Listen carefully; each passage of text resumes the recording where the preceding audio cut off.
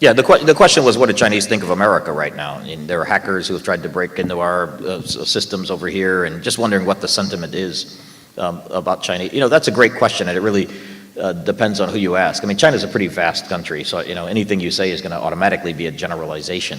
But I think it'd be fair to say that the average person likes America. They respect America. They respect America. There are a million Chinese coming to study in our universities. This is still a place that people want to come. They want to know. They want our technology. Apple iPhones sell more there. General Motors sells more cars in China than they sell in the United States. So they love our products.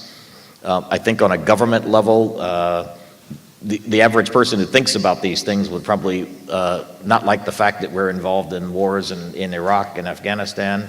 There was a deep-seated feeling that the bombing of the Chinese embassy in Belgrade in 1998-99 was not an accident.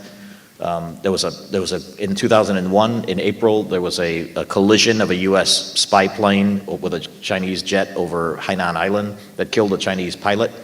And I think people believe that that was an invasion of their airspace. So there is some idea that the U.S. government wants to contain China's rise, that China is an inevitable rising power, that they're at some point going to overtake the United States as an economic power, and that the U.S. government is trying to encircle China through things like the announced pivot to Asia, putting U.S. troops in Australia at these bases, announcing our military forward position in Asia after we withdraw from Afghanistan and Iraq.